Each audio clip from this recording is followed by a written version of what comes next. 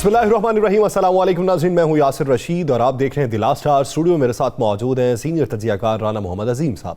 नाज़रीन, पाकिस्तान तहरीक इंसाफ रोज़ बरोज़ यही मुतालबा करती जा रही है कि नए इंतखाबात करवाए जाएँ, जबकि दूसरी तरफ आज वफाकी वज़ीर रेलवे ने यह कहा कि नए इंतखाबात का मुतालबा जो है ये बिला जवाज़ है, जवाज़ बनता ही नहीं है। जब तक मुद्दत पूरी नहीं होती तब तक नए इंतखाबात नहीं करवाए जाएंगे। क्या तमाम वफाकी इत्तेहादी जमातें यही बयानिया जो अपना रही हैं इस पे मुत्तफिक हैं या उन्हें मंजरनामा कुछ और दिखाई देता है?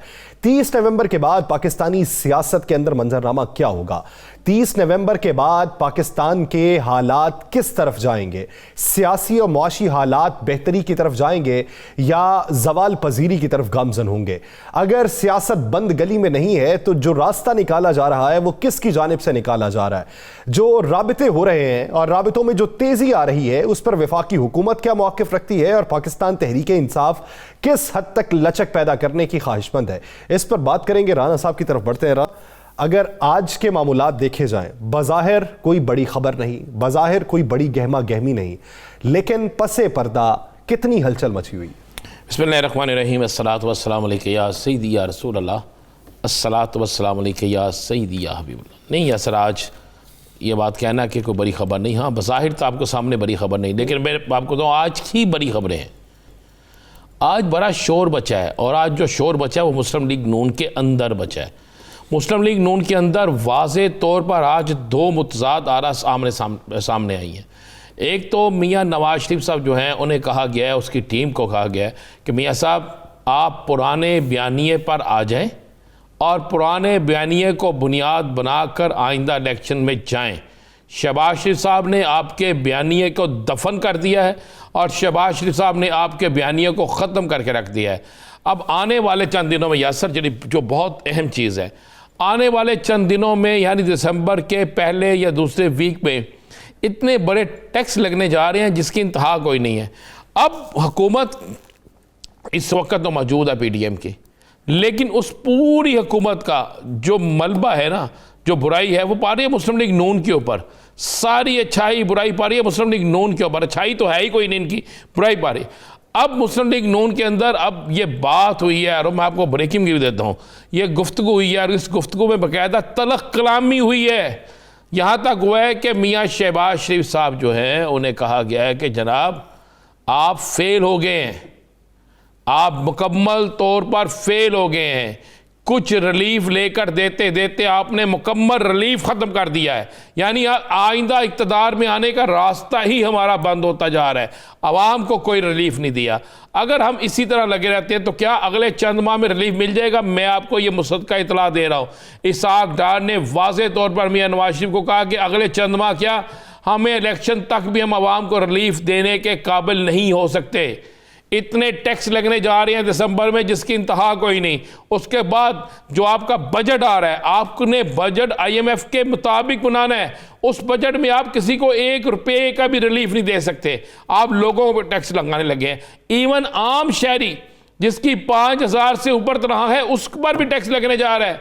तो इन हालात में फिर फैसला मुस्लिम लीग नून के अंदर ये हो रहा है, जो बड़ी खबर है कि नून लीग जो है इत्तेहादियों से बात करें और इत्तेहादियों को मनाए। ये नहीं कि इत्तेहादियों पे छोड़ दे रहे, ये नहीं कहा गया इत्तेहादियों को मनाए और मनाकर या तो हुकूमत छोड़ दे या फिर मुस्लिम लीग नून जो है वज़ीर आज़म उसका ना हो, वो वज़ीर आज़म शिप किसी और को दे दी जाए ताकि सारे गुनाह फिर उसके गले में पड़े। कैसे मुमकिन हो सकता है राना साहब ये? यानी अगले 3 महीनों में या अगले 5 महीनों में वज़ीर आज़म शिप किसी और को दे दे, ना उनके सर कुछ बचेगा ना इनके सर कुछ बचेगा। तो आगे कौन सा बच गया? बचा क्या इनके पास? रह क्या गया इनके पास? अब मुझे एक बात बताएं, कोई एक जगह जहाँ से ये इलेक्शन जीतते हो, कोई एक जगह जहाँ से इनको पेजाराई मिलती हो, कोई एक जगह जहाँ से इनको ये नज़र आता हो कि जनाब ये करेंगे, ये तो अब बेचारे इन हालात तो ये हो गए हैं कि मौलाना फजल रहमान सरकारी जहाज़ इस्तेमाल करते हैं, इतने में खुश हो जाते हैं। हालात तो इनके ये हो गए हैं कि आज के दिन तक 13 कन्वेंशन कर चुकी हैं मुस्लिम लीग नून सिर्फ शादी हालों के अंदर। ओपन जलसा इनमें से कोई भी करने के काबिल नहीं है।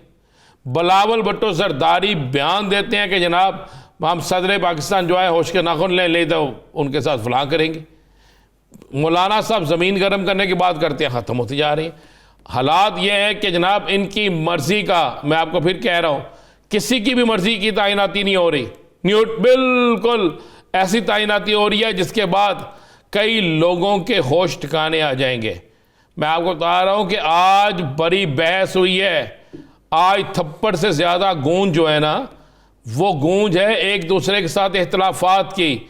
वो गूंज ये है कि शहबाज शरीफ साहब फारिग हो गए हैं, वो गूंज ये है कि शहबाज शरीफ साहब से इख्तियारात लिए जा रहे हैं। यहाँ शहबाज शरीफ साहब से कहा जा रहा है जनाब आपने जितना कर लिया बहुत हो गया, अब जल्द से जल्द जान छुड़ाएं, कोई नया अजाब अपने गले में ना डालें, ये मैं आपको मुसद्दका इतला दे रहा हूँ।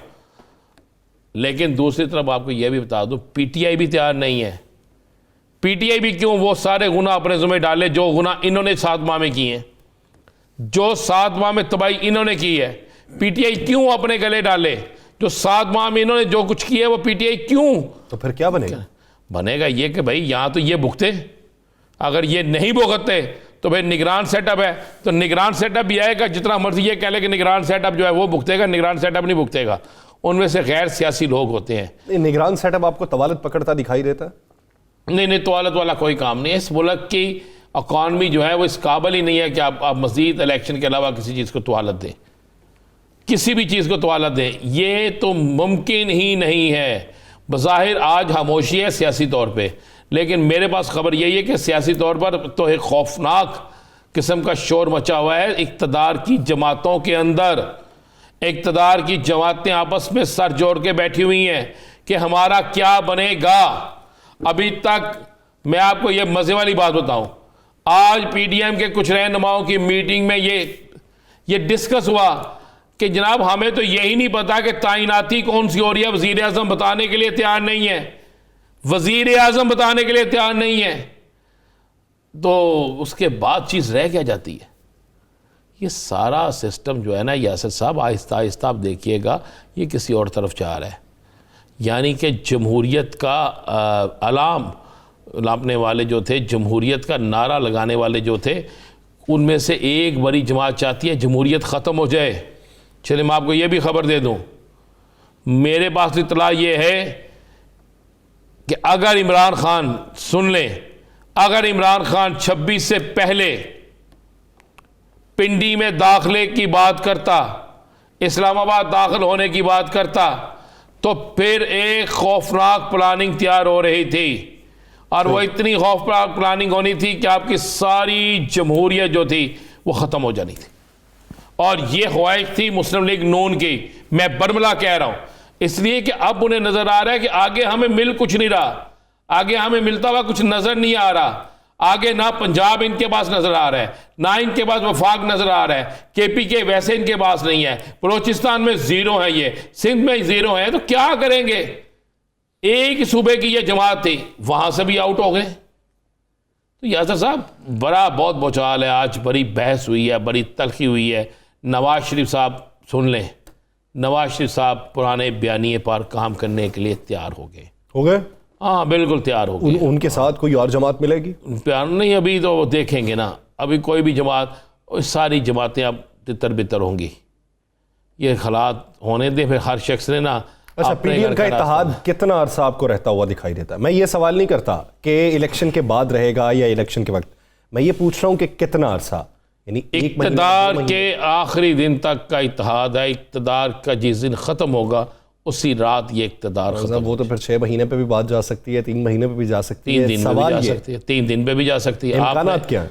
देखें ना, मैं नजूमी हूँ ना आप नजूमी है, तो ना आपके पास वो कैलकुलेशन। मैं आपको ये कह रहा हूँ, सुबह इक़्तिदार ख़त्म होगा तो इक़्तिदार में शामिल जमातों का इत्तेहाद ख़त्म हो जाए। कोई एक आधी जमात किसी के साथ अटैच होगी? कोई जमात किसी के साथ अटैच नहीं होगी। सीट एडजस्टमेंट कहीं? सीट एडजस्टमेंट हो सकती है। सही, वो सीट एडजस्टमेंट वो होगी जिसमें जिसको जो सीट सूट करेगी वो एडजस्टमेंट होगी। यानी वो किन जमातों के माबैन आप देख रहे हैं? Peoples Party maximum, Peoples Party maximum अगर किसी के साथ सीट एडजस्टमेंट करेगी ना। JUIF के साथ? नहीं, किसी सूरत नहीं, ना बिल्कुल नहीं। जमीयत उलमा इस्लाम के साथ पीपल्स पार्टी नहीं करेगी, पीपल्स पार्टी ANP के साथ करेगी अगर किसी जगह करेगी। और PMLN, मुस्लिम लीग नून जो है वो KPK के अंदर कोशिश करेगी कि मौलाना के साथ सीट एडजस्टमेंट हो जाए, लेकिन मौलाना वहाँ पे खेलेंगे जहाँ पे उन्हें मौका होगा, जहाँ पे मौलाना समझेंगे कि मुझे कुछ नहीं मिल रहा, वो फिर किसी सूरत में सीट एडजस्टमेंट नहीं करेंगे। वो कहेंगे करके भी जलील होना है तो बेहतर है। भाई इनके आखिरी दिन आप ज़हन में रखिएगा, ये आखिरी दिन शुरू हो गए हैं। ये आखिरी दिन है रुखसती के दिन, और माइयों शाइयों या शादी में जो होता है ना, ये शुरू हो गया है। आप मुझे एक बात बता दें मुझे, आज सारा दिन गुजर गया, कोई बड़ी हुकूमत की तरफ से डेवलपमेंट सवाए इस इसके का कतर में वर्ल्ड कप शुरू हो रहा है फुटबॉल का, उसकी मुबारकबादें देते जा रहे हैं। कोई और चीज़ है? कल जनाब, कल का दिन सुबह चलने दें, कल समनियाँ साइन होनी है, कल चीज़ें बाहर आनी हैं, कल के बाद फिर गूंज होगी किसी चीज़ की। मैंने उस दिन भी कहा चलें आज मैं फिर बात कर ही देते हैं। क्या आज फिर किसी की किसी जगह तलबी नहीं हुई? क्या आज फिर किसी को कहा नहीं गया कि जनाब ये सारे काम जो हो गए हैं इसको मज़ीद क्या करना है?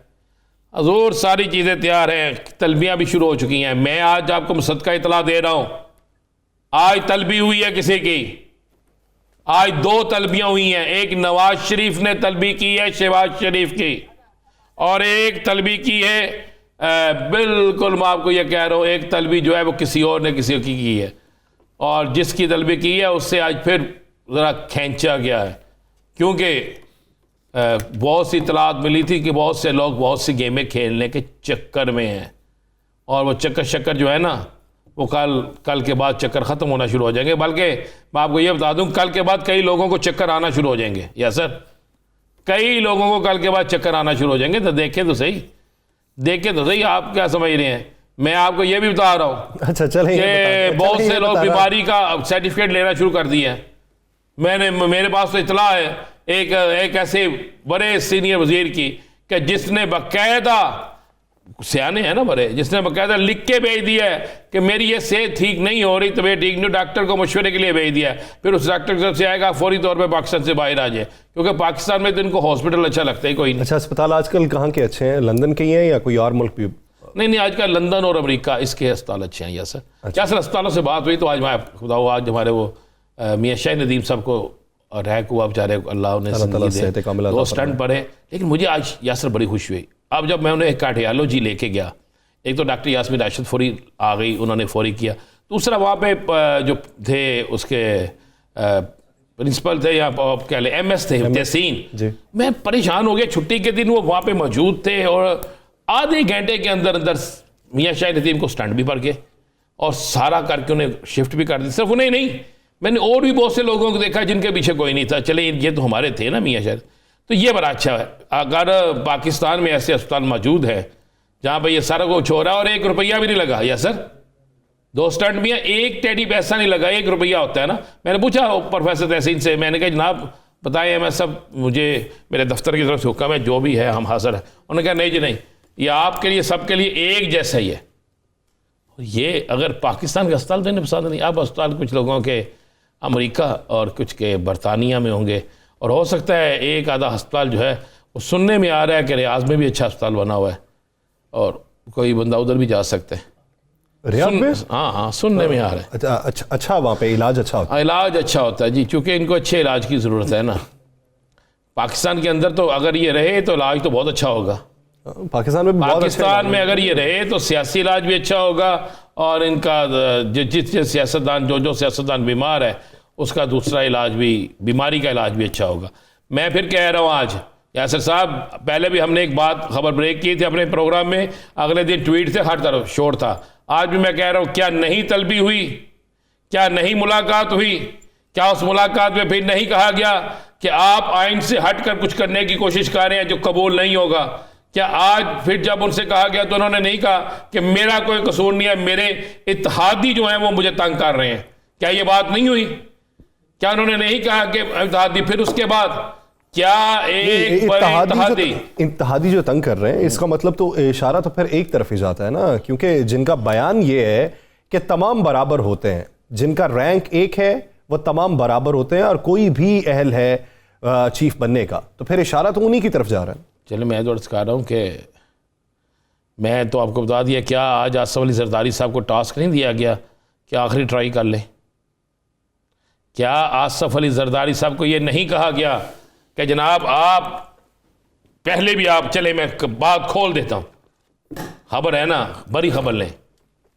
आसफ अली जरदारी साहब को बड़े मियाँ साहब का यह पैगाम गया कि जनाब पहले भी हमें इस तरफ लाने वाले आप थे, अब हमें बचाने वालों में भी आप शामिल हो जाएं और दोबारा मामलात को दुरुस्त कराने की कोशिश करें। और अचानक से जो नाम मिस हुए हैं या जो नाम नहीं डाला जा रहा, उस नाम को लाने की कोशिश करें। और क्या आज मुफाहमत के बादशाह ने मुख्तलिफ राब्तों की कोशिशें नहीं की?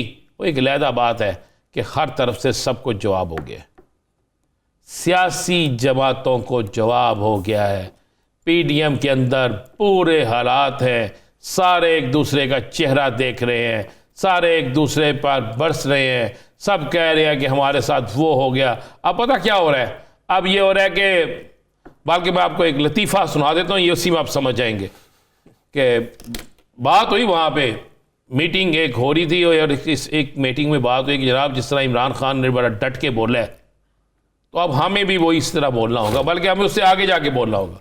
तो एक लतीफ़ा है कि एक जहाज़ में ना एक पठान और एक तोता, तोते ने पहले एयर होस्टेस को बड़ी चीखा पुकार की, बड़ा डांटा, ऊंची बोला, उस पर तनकीद की, तो उसको देख के पठान को भी गुस्सा आया, उसने भी उसको चीखना शुरू कर दिया। पठान ना कह ले, कोई कुछ भी कह ले शख्स। तो जब दोनों को उसने एयर होस्टेस क्या किया कि पकड़ा और गेट पे ले जाके दोनों को फेंक दिया भाई। तो दोनों जब नीचे गिर रहे थे तो तोते ने कहा उसे, क्या तुम्हें क्या उड़ना आता है? उसने कहा नहीं। तो उन्होंने कहा फिर गाल क्यों कटी सी? ने कहा मुझे तो आता है ना। तो अब नॉन लीग जब बर्दाश्त कर ही नहीं सकती है एक चीज़, पीडीएम बर्दाश्त कर ही नहीं सकती, तो क्यों कर रही है ऐसा? भाई इमरान खान एक बयानिए पे खेला था, इमरान खान ने बार बार कहा मेरी फौज है। इमरान खान, हम भी आज कहते हैं कि फौज पहले बाद में कोई और चीज़, जो फौज के खिलाफ है हम उसके साथ नहीं है, जो फौज के खिलाफ जाएगा हम उसकी मुखालफत करेंगे, बतौर पाकिस्तानी ये हमारा हक बनता है। लेकिन जो फौज के खिलाफ साजिश करेगा, जो बाकायदा बयानिया बनाने की कोशिश करेगा, आज हदायत जारी कर दी गई है, 4 लोगों की ड्यूटी लग गई है मोहतरमा की तरफ से कि जनाब आप कल से प्रेस कॉन्फ्रेंस शुरू करें, और कल से मैं ये दूर नहीं जा रहा, और उस प्रेस कॉन्फ्रेंसों में अदारों को तनकीद का निशाना बनाएं। इनके खिलाफ कुछ नहीं होता, ये बंदे हैं, ये सब कुछ कर रहे हैं, फिर ये कहना शुरू कर दें हम बेख्तियार थे। भाई आप अब भी बेख्तियार थे, नैब तरमीम आपने पास करा ली, भाई सारे केस आपने खत्म करा लिए, फर्द जुर्म आयद होनी है आप वजीर आजम बन जाते हैं, जो आपके खिलाफ केस की इंक्वायरी करता है वो बेचारा मर जाता है, चाहे वो दुबई में बैठा हो चाहे वो कहीं भी बैठा हो, वो नहीं बच सकता। इससे ज्यादा आपके पास ताकत और क्या चाहिए? इससे ज्यादा आपके पास और क्या चाहिए कि आप मुल्क के आइन को जब चाहते हैं पकड़ के साइड पे फेंक देते हैं, मुल्क के अहम तरीन फैसले करने आप लंदन चले जाते हैं। क्या दुनिया के किसी मुल्क में ऐसा होता है? क्या दुनिया के किसी मुल्क की हुकूमत में ऐसा होता है? या सर मैंने आपको ये जो 4-5 बड़ी खबरें दी हैं ये आपको नजर आना शुरू हो जाएंगी। और आज एक प्रेस कॉन्फ्रेंस भी हुई है लंदन में, जरा उस प्रेस कॉन्फ्रेंस का गूंज भी आपको आज शायद पाकिस्तान में ना कल बड़ी आएगी। ब्रेक से पहले एक आखिरी सवाल, क्या समझते हैं ऐवान सदर में मुलाकातें आज भी हुई? आज ऐवान सदर में 3 मुलाकातें हुई हैं। मैंने तो आखिर में अगले सोचा था कि ब्रेक के बाद ये खबर ब्रेक करेंगे। 3 मुलाकातें हुई हैं, जो मुलाकातें हो गई हैं तेज़। इन 3 होने वाली मुलाकातों में एक मुलाकात हुकूमती शख्सियत की है, जो आज फिर जाके सरदार आरिफ अलवी साहब से मिले हैं और मामला तय हो रहे हैं। यासर साहब इलेक्शन किस तरह कराने हैं, इलेक्शन रिफॉर्म्स किस तरह होंगे, महफूज रास्ता किसको मिलेगा। एक तो आप ज़हन में रख लें, जिस तरह कल इजाज़ुल हक साहब ने कहा था वही फैसला, जो भी आर्मी चीफ आएगा वो पाकिस्तान का आर्मी चीफ होगा, किसी एक सियासी जमात का, 2 सियासी जमातों का, किसी सियासी इत्तेहाद का नहीं होगा। उसके लिए सारे बराबर होंगे, नंबर 1। नंबर 2, निगरान सेटअप और जल्द इंतखाबात के लिए शुरू हो गया। अब पीटीआई एक प्लानिंग कर रही है, पीटीआई सारे मामला देख रही है। पीटीआई नहीं चाहती कि हर चीज़ पीटीआई के सर पे पड़ जाए। पीटीआई नहीं चाहती कि इनके गुनाह भी हम अपने सर पे ले लें और ये बात में कि जनाब हम तो बड़े ठीक हैं, बस ये सारी महंगाई हर चीज़ पीटीआई बड़े तरीके से घेर रही है। और कप्तान का एक और प्लान है, वो प्लान कप्तान पिंडी में ही अनाउंस करेगा और उसके बाद आपको नजर आ जाएगा। यानी एक तरफ पाकिस्तान तहरीक इंसाफ की प्लानिंग है तो दूसरी तरफ वफाकी इत्तेहादी जमातें जो हैं वो सेफ पैसेज भी चाहती हैं। अब safe passage level playing field है, लेवल प्लेइंग फील्ड किसको मिलती है, किन शराइत की बुनियाद पर मिलती है, ये वक्त ही बताएगा। नाज़रीन, इसी इशू पर मजीद रहेंगे लेकिन एक शॉर्ट ब्रेक के बाद कहीं नहीं जाएगा। Stay with us.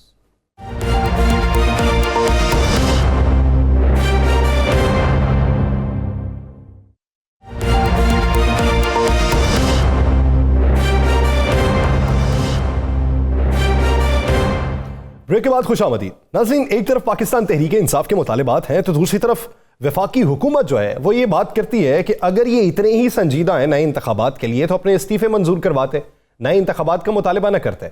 ये नए इंतखाबात का मुतालिबा सिर्फ सियासी बयानबाजी के लिए कर रहे हैं। क्या ये हकीकत है? पाकिस्तान तहरीक इंसाफ अगर नए इंतखाबात का मुतालिबा कर रही है और मौजूदा मुआशी जो बहरान है ये सर उठाता जा रहा है तो पाकिस्तान तहरीक इंसाफ बरसरे इक़्तिदार आने के बाद एजेंडा क्या रखती है? किस तरीके से इस मुआशी बहरान पे काबू पाया जाएगा? वो मुआहदे जो माजी करीब में किए गए, वो IMF के साथ किए गए या दीगर ममालिक के साथ किए गए, उनका मुस्तकबिल क्या होगा? उनकी पायदारी की यकीन दहानी कौन करवाएगा? इसी बारे में बात करेंगे। पाकिस्तान तहरीक इंसाफ के सीनियर रहनुमा अमजद अली खान नियाजी साहब ने हमें ज्वाइन किया है। नियाजी साहब, बहुत मशकूर हैं आपके वक्त के। नियाजी साहब, सबसे पहले बात का आगाज ख्वाजा साद रफीक साहब की बात से कर लेते हैं। वो ये कहते हैं कि नए इंतखाबात का मुतालिबा बिला जवाज है, और दूसरा ये कि अगर आप इंतखाबात के लिए इतने ही संजीदा होते तो पहले अपने इस्तीफे मंजूर करवाते। ख्वाजा साहब को ये कि हमने तो अपना प्रोसेस मुकम्मल करके, हमारे डिप्टी स्पीकर सूरी साहब ने, और साथ साथ हमने ये भी कहा था कि सब इस्तीफे जो है एक ही वक्त में कबूल करें। और हमारा तो डे वन से एक ही स्टांस है, उसमें कोई इफ एंड बट्स नहीं है कि पाकिस्तान की इस वक्त जो हालात जो है, चाहे मईशत के लिहाज से हो चाहे पॉलिटिकल हो, उसमें एक ही नुक्ता है कि रूल ऑफ लॉ हो और पाकिस्तान के अंदर साफ और शफाफ इलेक्शन का इनेकाद हो। यही हमारा एजेंडा है और पाकिस्तान तभी आगे बढ़ सकता है कि यहाँ पे जजा और सजा भी हो। अब पाकिस्तान में NRO की गुंजाइश नहीं है। अगर कोई NRO देना चाह रहा है तो उससे आपके मुल्क जो है वो कोई नेकनामी नहीं कमा रहा, बल्कि बदनामी का बायस बन रहा है इंटरनेशनल लेवल पे भी। और आपने देखा होगा कि रूल ऑफ लॉ के हिसाब से पाकिस्तान का कितना 129वां नंबर था, और इसी तरह जस्टिस के हिसाब से भी हम 130-129 पे पहुंचे हुए थे। अगर पाकिस्तान यहाँ तक आ गया तो इस पाकिस्तान में एक आम आदमी सोचता है कि जितना बड़ा आदमी होगा, जितना लूटर होगा, तो उसको सबसे बड़ा ओहदा मिलेगा। तो हालात तो यही बता रहे हैं कि पाकिस्तान में इस वक्त एक सॉवरन पार्लियामेंट की जरूरत है जो बड़े फैसले कर सके। पाकिस्तान की पॉलिटिकल जो मुंतखब हुकूमत नई आए तो वो पाकिस्तान के मईशत के हिसाब से, खारजा पॉलिसी के हिसाब से और पाकिस्तान के इंटरनल हालात यानी कि जजा और सजा के निजाम को मजबूत करते हुए आगे की तरफ बढ़े। तभी साहब लॉन्ग मार्च आ गया, आपका इंतजार था, थक गए लोग डेट का इंतजार करते करते। 25 मई से रवाना हुए और आज नवंबर में आपका लॉन्ग मार्च आ गया। क्या यह लॉन्ग मार्च पिंडी पहुंचकर एक तकरीर के बाद ख़त्म हो जाएगा या अब आप पिंडी पहुंचकर अपनी मंजिल हासिल करके वापस आएंगे? राना साहब, बदकिस्मती हुई, अल्लाह ताला ने हमारे लीडर को और मेरे भाई को अल्लाह ने महफूज रखा सब साजिशों के बावजूद, हमलों के बावजूद। जिसको वो कहते हैं ना, जब अल्लाह चाहे तो मतलब जिसको जिंदगी देना चाहे ना तो मारने वाला कुछ भी नहीं कर सकता। तो उसकी वजह से थोड़ा सा डिले हुआ इन हालात में। लेकिन इस मुश्किल टाइम पे जी भी जब खान साहब के हेल्थ के इश्यूज हैं, लेकिन उन्होंने पाकिस्तान की सॉवरेंटी के लिए, पाकिस्तान के लिए अपने फिर भी कहा कि मुझे खतरा है लेकिन मैं रोड पे आऊंगा, और इंशाल्लाह 26 को वो आएंगे। और उन्होंने एक और बात की है कि मैं अगला लाए अमल भी दूंगा और ये तहरीक जारी रहेगी, ये उस वक्त तक जारी रहेगी जब तक नए इंतखाबात का ऐलान नहीं होता। तो खुद आप अंदाजा करें कि ये किस लेवल तक हम जाएंगे इंशाल्लाह ताला आगे लेके। नियाजी साहब, ये बातें बहुत हो चुकी कि मौजूदा हुकूमत महंगाई पे काबू ना पा सकी, मुल्क तबाही के दहाने पे चल गया, डिफ़ॉल्ट होने का ख़तरा लाहक हो गया। अब ये बताइए कि जब वफाकी हुकूमत आने वाली थी, ये अपोजिशन में थी, तो इनसे पूछा जाता था कि आपकी नज़र में महंगाई है तो कितने अरसे में काबू पा लेंगे? वो 3-4 महीने का वक्त देते थे। अब पाकिस्तान तहरीक इंसाफ की अगर हुकूमत आती है तो मौजूदा सूरत हाल पर काबू पाने में कितना अरसा लगेगा? आपको अगर याद हो तो रजीम चेंज से पहले पाकिस्तान के रिजर्व जो थे वो किस लेवल के थे, पाकिस्तान की एक्सपोर्ट कितनी थी, पाकिस्तान के अंदर आपकी कौन कौन सी इंडस्ट्री वो किस लेवल पे ग्रोथ दे रही थी, आपकी लार्ज मैन्युफैक्चरिंग, आपकी टेक्सटाइल, आपकी कंस्ट्रक्शन, आपके जो इवन बाहर से ज़र मुबादला पाकिस्तानी भेज रहे थे वो रिकॉर्ड आ रहे थे, आपकी टैक्स कलेक्शन जो है वो रिकॉर्ड थी। इस दफा तो वो कम आ रही है। तो हम तो परफॉर्म कर रहे थे। एक वक्त था जब डिक्लाइन था, फिर हमने स्टेबल किया, फिर रिकवरी में आए, और हमने तो इवन हैंडलर्स को भी कहा कि रिजीम चेंज के नतीजे में जो सजा पाकिस्तान की इकोनॉमी भुगतेगी या लोग भुगतेंगे वो आप खुद अंदाजा कर लेंगे। और वही हुआ कि पाकिस्तान जहां दुनिया में पेट्रोलियम मसनूआत नीचे जा रही हैं, हम ऊपर की तरफ हैं। जहां बिजली आज हम महंगे, जहां 25 रुपए या 15 रुपए या 8 रुपए चल रही थी, मुख्तलिफ स्लैब्स थे, वही आज जो है वो 50 रुपए तक चली गई है। तो बहुत महंगी कर दी गई है। जहां लोगों को अब जान के लाले पड़ चुके हैं, खुदकुशियां करने पे मजबूर हो गए। आज आपका किसान, आज का यूथ आप देख लें, इकोनॉमिक सर्वे ऑफ पाकिस्तान खुद बता रहा है कि पाकिस्तान के अंदर पिछले कुछ अरसे में तकरीबन 20% जो है वो बेरोजगारी है नौजवानों में। तो खुद अंदाजा करें कि इसका मतलब है कि इंडस्ट्री बंद हो रही है जो चल पड़ी थी आफ्टर 2 decades, 1.5 decades, वही अब दोबारा फिर बंद होने जा रही है। तो बल्कि बंद हो चुकी है। फैसलाबाद, राना साहब आपका तो करीब ही है।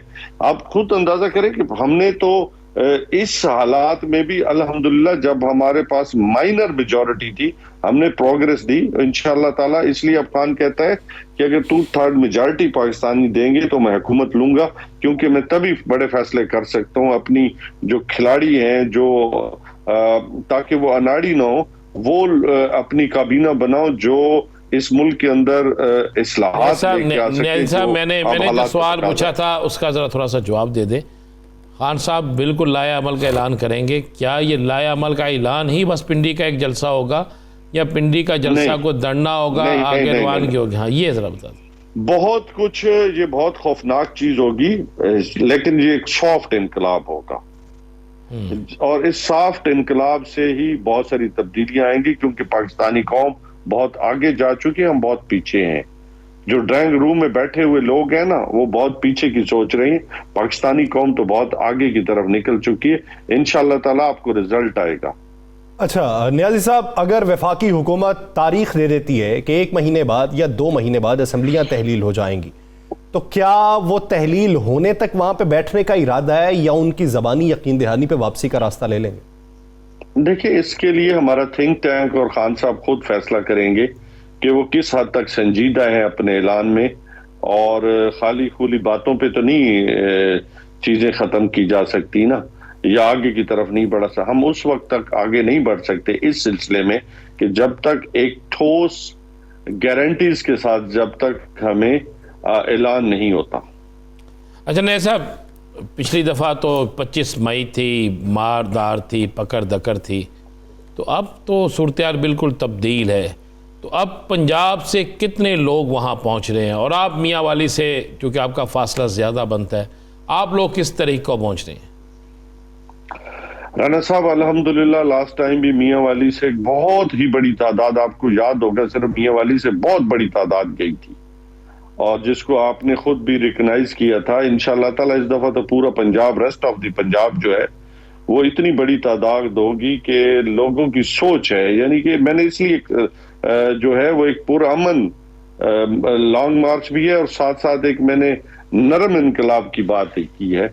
तो इसका मतलब तो यही है ना कि इस हद तक लोग होंगे, जो लोगों की सोच जहाँ पे काम करना छोड़ देगी, इससे भी ज्यादा लोग होंगे।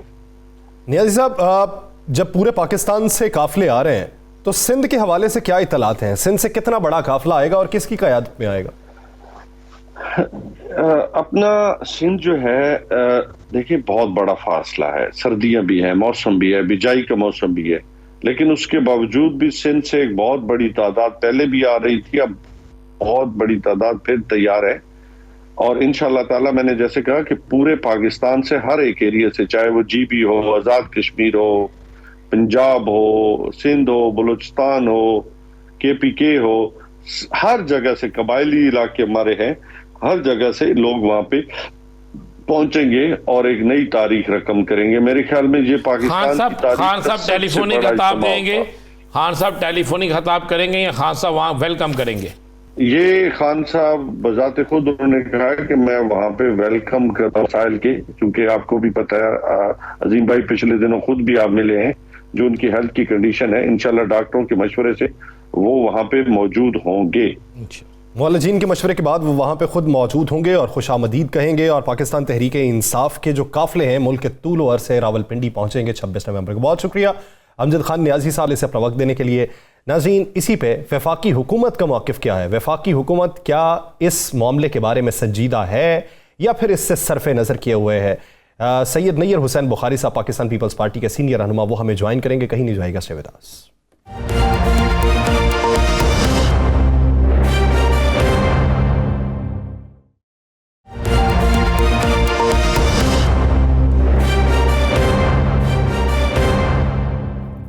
ब्रेक के बाद खुशामदीद। नाज़रीन, एक तरफ वफाकी वज़रा ये राय रखते हैं कि मुल्क को डिफ़ॉल्ट होने का कोई ख़तरा दरपेश नहीं है। कल वफाकी वज़ीर ख़जाना ने भी ये बात की कि इस तरह की बातें नहीं फैलानी चाहिए। न पाकिस्तान पहले कभी डिफ़ॉल्ट हुआ, ना होगा, ना ही कोई ऐसी सूरत हाल है। और नए इंतखाबात के हवाले से वफाकी वज़रा की ये राय है कि यह बिला जवाज़ मुतालबा रखा जा रहा है। इस मुतालबे में कहीं भी ये उनसर पैदा नहीं हो सकता कि नए इंतखाबात ही वक्त की ज़रूरत है। पाकिस्तान बेहतर समत में गामजन होगा, उसके लिए कुछ वक्त दरकार है, जिसके लिए वफाकी हुकूमत ही तगोदो कर रही है और तगोदो करती रहेगी। इंतखाबात अपनी मुअय्यना मुद्दत बाद ही होंगे, उससे पहले इंतखाबात नहीं होंगे। तहरीक इंसाफ का मुतालबा किस हद तक जायज़ है और वफाकी हुकूमत उसे किस नज़र से देखती है, इसी बारे में बात करेंगे। पाकिस्तान पीपल्स पार्टी के सीनियर रहनुमा सैयद नैयर हुसैन बुखारी साहब ने हमें ज्वाइन किया है। बुखारी साहब, बहुत मशकूर हैं आपके वक्त के। बुखारी साहब, एक तरफ हमारे वज़ीर ख़जाना इसहाक डार साहब ये कहते हैं पाकिस्तान डिफ़ॉल्ट नहीं हो रहा, ऐसी बातें नहीं फैलानी चाहिए। हमारे वज़ीर ख़ारजा बिलावल भुट्टो ज़रदारी साहब ने यह बात की कि हम डिफ़ॉल्ट के दहाने पे थे साबिक वज़ीर आज़म के इक़दामात के बाद, लेकिन हम बेहतरी की तरफ गामजन हुए, फिर सैलाब ने आ लिया और हम फिर डिफ़ॉल्ट के दहाने पे हैं। अब बात हम किसकी माने, वज़ीर ख़जाना की या वज़ीर ख़ारजा की? देखिए, बात है दोनों कैबिनेट के मेंबर हैं और क्योंकि फाइनेंशियल पॉलिसीज कैबिनेट के सामने रखना फाइनेंस मिनिस्टर का काम है, तो इसी तरह जैसा foreign minister chairman Bilawal Bhutto हैं, वो फॉरेन रिलेशंस के बारे से बात करते हैं, लेकिन उन्होंने ये नहीं कहा कि ये डिफॉल्ट कर जाएगा। वो हम पिछली गवर्नमेंट भी हम डिफॉल्ट के करीब थे, लेकिन मैनेजमेंट की, और अभी हम समझते हैं कि मौजूदा गवर्नमेंट जो है मैनेजमेंट कर लेगी और सिचुएशन से निकल आएंगे। चेयरमैन साहब ने ये कतई नहीं कहा उसको कि जी हम डिफॉल्ट कर जाएंगे। ऑब्वियसली प्रॉब्लम जो है हमारी मीशत को, पहले भी प्रॉब्लम थे, सब्सिक्वेंटली सैलाब की वजह से हमारी इकोनॉमी को बहुत ज़्यादा प्रॉब्लम है और हमें बहुत सारी ईटेबल्स जो हैं हमारी फूड बास्केट के हवाले से हमें बहुत सारी इम्पोर्ट्स करनी पड़ रही हैं। तो इसलिए इसमें कोई अनहोनी बात नहीं है। जब फाइनेंस मिनिस्टर कहते हैं तो वो रिस्पॉन्सिबल है कैबिनेट को ब्रीफ करने के लिए, कैबिनेट को सेटिस्फाई करने के लिए, रिफॉर्म को सेटिस्फाई करने। नैयर भाई साहब, बिलावल भुट्टो साहब ने बाकायदा कहा कि सदर साहब ने अगर आप कुछ ऐसा किया तो फिर हालात किसी और तरफ जाएंगे। जो आपने बात की जो बड़े सख्त साहिब बोल, तो आपको नज़र आता है एक तरफ तो सदर साहब से मुज़ाकरात करने जा रहे हैं इसहाक डार साहब, और उसी दिन बिलावल भुट्टो साहब फिर सदर पाकिस्तान को वार्निंग देते हैं, तो ये मामला क्या है? देखिए, वो जो मुज़ाकरात है उसकी डिटेल्स आती हैं, वो क्या मुज़ाकरात हुए, इसमें क्या मैसेज कन्वे हुआ, क्या बात कन्वे हुई, ये तो मीडिया को नहीं पता। ये तो सिर्फ दो अफ्रीकैन के दरमियान है। तो बिलावल साहब ने जो बात की है वो उसी तरह के प्रेसिडेंट साहब को जो पास कंडक्ट है कि जब vote of no confidence move हो गया और उसके बाद जब उस पर वोट होनी थी तो उस दिन जो प्राइम मिनिस्टर है उसने एडवाइस दी कि जी असेंबली डिसॉल्व कर दो, जब और प्रेसिडेंट ने असेंबली डिसॉल्व कर दी। वो गैर आईनी काम था, क्योंकि कॉन्स्टिट्यूशन बड़ा कैटेगोरिकली कहता है कि जब नो कॉन्फिडेंस मूव हो जाए तो एडवाइस नहीं दे सकता प्राइम मिनिस्टर, और उसके बारे में वर्डिक्ट भी आ गई फिर सुप्रीम कोर्ट की। तो उसलिए कन्वे किया चेयरमैन बिलावल ने कि हम उम्मीद करते हैं कि president with in constitutional parameters काम करेंगे। आपको ये लगता है कोई खदशा है कि वज़ीर आज़म की जानिब से मौजूदा सूरत हाल में कोई समरी इरसाल की जा सकती है? देखिए क्यों नहीं, वो तो प्रेरोगेटिव है प्राइम मिनिस्टर का। वो सर अच्छा मैं समझता हूँ कि मेरे चेयरमैन बिलावल भुट्टो आसिफ जरदारी साहब ने कहा, मैंने इससे पहले लास्ट वीक कहा कि ये बड़ी लाहासिल सी बहस मीडिया पे शुरू होगी और इमरान ने शुरू कर दी आर्मी चीफ के, इसको प्रोटेसाइज किया गया बिलावजह। सर्विसेज बेटर हैं, वो सर्विस रूल्स के मुताबिक जो रवायात हैं ट्रेडिशंस के मुताबिक और कॉन्स्टिट्यूशन में इख्तियार है वो सर्विसेज चीफ अपॉइंट करते हैं। सिर्फ एक आर्मी चीफ नहीं, बाकी सर्विसेज चीफ भी वही अपॉइंट करते हैं। तो मैं समझता हूँ कि जब समरी मिनिस्टर डिफेंस एंड्रूट करेगा टू द प्राइम मिनिस्टर, तो ये उनका इस्तेकाक है, कॉन्स्टिट्यूशन उन्हें ये इख्तियार फराहम करता है और वो अपनी उस समरी को एक नाम उन्होंने भेजना होगा प्रेसिडेंट से फॉर अप्रूवल। तो वो जो है एक फॉर्मेलिटी है प्रेसिडेंट की, that is a formality you know. तो वो इंशाल्लाह वो करेंगे। इसीलिए चेयरमैन बिलावल ने भी कहा कि जो पास में कंडक्ट है प्रेसिडेंट नजदीक का वो कोई ज्यादा काबिल सताइश नहीं, इसलिए कन्वे किया गया कि आपको आइन के अंदर रहते हुए काम करना पड़ेगा। अच्छा मुझे ये तो बता दें भारी साहब कि 7 माह हो गया आपकी हुकूमत को, अक्सर आपके साथ प्रोग्रामों में गुफ्तगू होती है, आपको पाकिस्तान के हालात, मुआशी हालात, आम आदमी की ज़िंदगी आसान बनाने के हालात कब तक मुतवक्को है कि कब तक ये हालात बेहतर हो जाएंगे? मेरा ख्याल है कि ये जो अभी इसकी रबी की क्रॉप है इस पर भी बड़ा मुनसर करता है, और फिर जो इंटरनेशनल एग्रीमेंट्स किए जा रहे हैं अपार्ट फ्रॉम IMF बाकी ब्रादर ममालिक के साथ और फॉरेन डायरेक्ट इन्वेस्टमेंट के हवाले से, उसमें हम उम्मीद करते हैं कि पॉजिटिव रिजल्ट्स आएंगे। तो ये बाय दैट टाइम इंशाल्लाह इकॉनमी, हमें पता है दुश्वारियाँ बहुत हैं, कॉमन आदमी बहुत मुश्किलात में है, लेकिन गवर्नमेंट इन सिटिंग जो है वो बिल्कुल जवाबदेह होती है आवाम को, और इस बात का एहसास इन तमाम पोलिटिकल पार्टीज को भी है कि हमने अल्टीमेटली आवाम के पास जाना है और आवाम के पास अपनी कारकर्दगी की बुनियाद पर जाएंगे, और अगर वो इम्प्रूवमेंट ना लाए तो ऑब्वियसली उसका एडवर्स इफेक्ट तो हो सकता है। अच्छा बुखारी साहब, आपने वकालत भी की, बहुत अरसा की और अब भी कर रहे हैं, बहुत से केसेस भी देखे, पाकिस्तान के आइन को भी अच्छे तरीके से परखा हुआ है। क्या समझते हैं कि एक तरफ बात वफाकी वज़रा ने ये की, प्राइम मिनिस्टर ने खुद ये की कि 5 नाम आएंगे और उन 5 नामों में से इंतखाब किया जाएगा। अब शरीक chairman Peoples Party Asif Ali Zardari साहब ये कहते हैं कि तमाम 3 स्टार जनरल्स जो होते हैं वो चीफ बनने की अहलियत रखते हैं। इसका मतलब ये हुआ कि 5 के अलावा जो दीगर भी 3 स्टार जनरल्स हैं उनमें से भी बनाया जा सकता है। आप इस पे कानूनी नुक्ता नजर से क्या राय रखते हैं?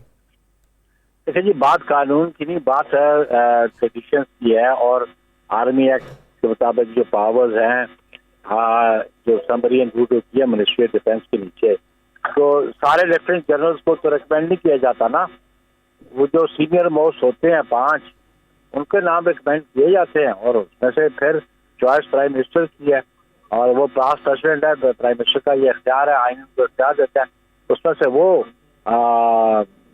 किसी को भी सिलेक्ट कर सकते हैं। लेकिन ये बात नहीं है कि जी वो 5 जो नाम आते हैं वो एलिजिबल नहीं होते, क्वालिफाई नहीं, वो 5 के 5 क्वालिफाई करते हैं और उनमें से किसी एक को नॉमिनेट करना है। यानी उनके कहने का मकसद वो 5 नामों में से था?